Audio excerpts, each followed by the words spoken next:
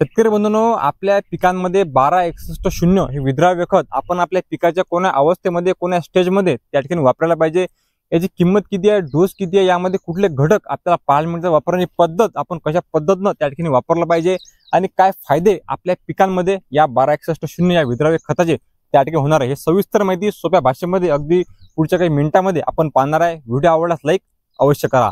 तर 12-61-0 त्या ठिकाणी हे विद्राव्य खत आहे, म्हणजे वॉटर सोल्युबल खत त्या ठिकाणी हे आहे, म्हणजे पाण्यात जलद गतीने विरघळणारं खत म्हणजे वॉटर सोल्युबल त्या ठिकाणी खत। आता 12-61-0 यामध्ये कुठले घटक प्रामुख्याने आपल्याला पाहायला मिळतात, तर यामध्ये दोन घटक आपल्याला पाहायला मिळतात, एक म्हणजे नत्र आणि दुसरं म्हणजे स्फुरद।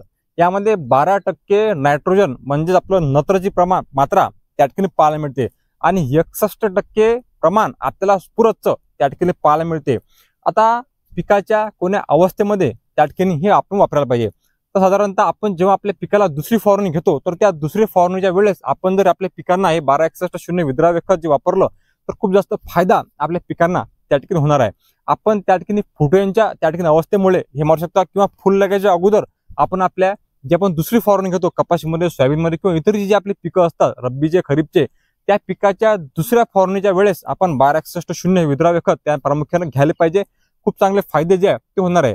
आता प्रामुख्याने काय फायदे आपल्या जे होणार आहेत, तर झाडाचे बुंदा जो आहे तो बुंदा याचा मजबूत होते, झाडांना चांगल्या प्रकारे ब्रँचेस सुटा, फुटवी संख्या त्या ठिकाणी तर हे 12-61-0 विद्राव्य खत आपण कशा पद्धतीने त्या ठिकाणी वापरलं गेलं पाहिजे, याचं प्रमाण किती आहे, तर 80 ते 100 ग्रॅम प्रति 15 पंपाली आपण कोणत्याही पिकासाठी त्या ठिकाणी वापरू शकता। 80 ते 100 ग्रॅम प्रति 15 लिटर त्या ठिकाणी पंपासाठी आपण कुठलेही पीक असो त्या पिकाच्या अवस्थेनुसार आपण याची फवारणी जी आहे ती करू शकता। प्रमाण लक्षात घ्या, 80 ते 100 ग्रॅम प्रति 15 लिटर पंपासाठी। तर त्याची वापरणी पद्धत त्या ठिकाणी कशी आहे चांगल्या रिझल्टसाठी, जेव्हा आपण दुकानातून हे खत आणतो तर डायरेक्ट आपल्याला बकेटमध्ये याचं द्रावण जे आहे ते तयार करून घ्यायचं आहे।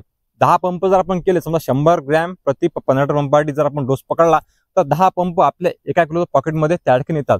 पूर्ण 1 किलो पॉकेट आपल्या बकेटमध्ये टाकून द्यायचं आणि एक माप करून घ्यायचं आणि प्रत्येक मापाले एक माप आपल्या पंपामध्ये टाकून द्यायचं, म्हणजे पूर्णपणे जर आपण पाणी तयार केलं तर चांगले फायदे या खताचे आहे त्यातले होणार आहे। आता किंमतचा जर विचार केला तर 1 किलोचं पॉकेट आपल्याला हे 12-61-0 त्या ठिकाणी प्रामुख्याने मिळायला मिळते आणि बरेच शेतकरी बंधू या खताचा वापर जो करतात।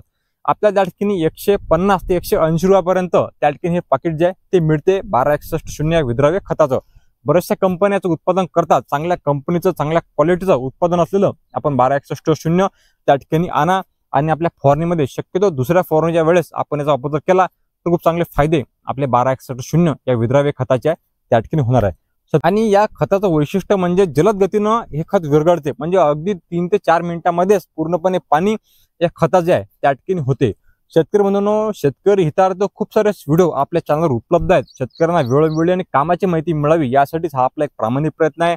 त्यासाठी व्हिडिओ जर आपल्याला आवडला असेल तर व्हिडिओला लाईक करा आणि चॅनल सबस्क्राईब करा, म्हणजे असेच व्हिडिओ आपल्यापर्यंत येत राहतील। धन्यवाद। या व्हिडिओमध्ये इथं थांबू, परत भेटू एका नवीन व्हिडिओमध्ये नवीन माहिती सोबत। धन्यवाद। जय जवान जय किसान।